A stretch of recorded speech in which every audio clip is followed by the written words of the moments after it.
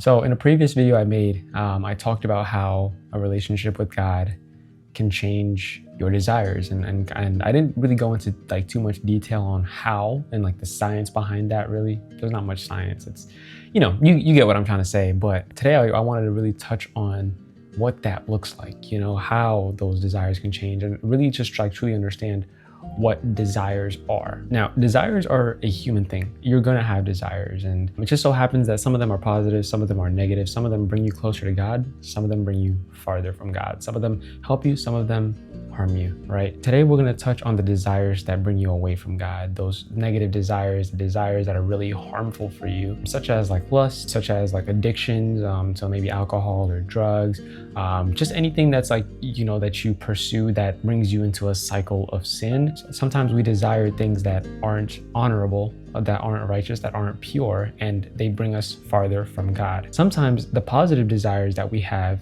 can ultimately end up like fighting against us and actually being negative. Personally, for me, I've spoken about this before, but I had a strong desire to pursue my career. My purpose behind that was so that I could provide for my family, provide for my kids in the future, provide for my partner. And it ultimately ended up being detrimental to me because I ended up placing that desire above my relationship with my partner, my relationships with my family and friends, and even my relationship with God as well. It wasn't until I gave my life to God and gave that pursuit, that desire to Him, and let Him kind of handle it, where I finally received that blessing and I got like the job that I was really working towards. I stopped like making it like something that I had to do, something that, I had to work for and achieve, and gave it to God and said, God, if it is for me, you will give it to me. My number one desire, my number one pursuit will be you. But really right now, what we're gonna touch on are those negative desires, those desires that very clearly bring you away from God, and just how God can take those desires and get rid of them and give you new ones that make you whole and that fulfill you. Those negative desires, the cycles of sin, the addictions, they don't fulfill you. Someone who is stuck in those cycles of sin will keep going back because they're not truly getting fulfilled. Your desires are like thirst. Every human being gets thirsty. And what do you do when you get thirsty? You drink water, so that way it can replenish you, so that way you can quench that thirst, right?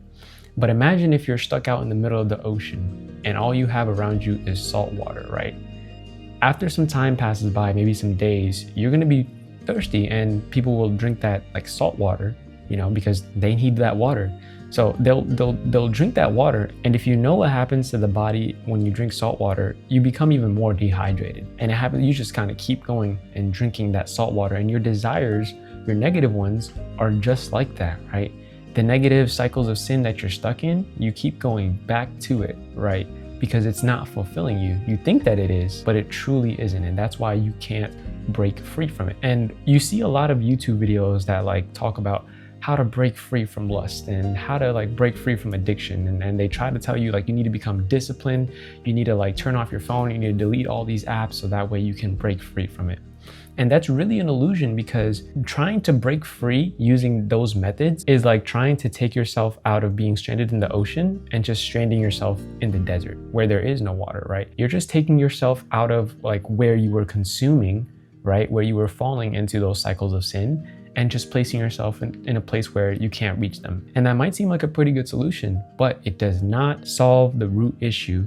You are still thirsty. You're still going to have that thirst. You're still going to have that desire. Sooner or later, you end up going back to the place that you were and consuming that salt water once again. And this is where a relationship with God changes that. Jesus says in John 4, verse 14, "Whoever drinks of the water that I shall give him shall never thirst." The solution to the root problem is not to take yourself out of the ocean and put yourself in the desert, but to truly get rid of that desire. You're going to keep going back to the salt water because you're stranded. You don't have water that's fresh, that's clean, that's pure. But with God, you have that fresh water. And when you drink of it, it fulfills you.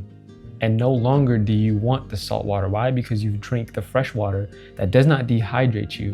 You drink the fresh water that renews you and that quenches that thirst. So now when you have that relationship with God, the desires that you once had that were negative are no longer there. And that's exactly what a relationship with God does. And that's exactly how a relationship with God changes your desires. I used to like play a lot of video games, watch movies, watch TV shows in my free time.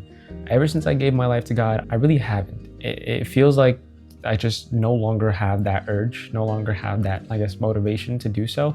And I think that's a really good example of how God will really change your desires and bring you closer to Him. If you know me, you know I play a lot of basketball and I love playing basketball, but even during this time, I find it like a lot more fulfilling to spend my time with God and praying and studying rather than playing basketball. I get much more fulfillment. Like the peace and the therapy that I used to get from playing basketball, I now get that from time spent with God, and it has fulfilled me. And the things that I once desired, such as like video games and movies and TV shows, they just kind of like dwindled away. Now I sound like I have like no life. I still will enjoy a good movie here and there, and I'm sure like if I ever touch my PlayStation again, that I'll enjoy playing the game as well. But it's just right now in this season, like I really don't have like the motivation to really go out my way and do so, but I'll still enjoy a good movie or a TV show every now and then. My priorities have kind of shifted, my desires have really shifted, and that just came with giving my life to God, just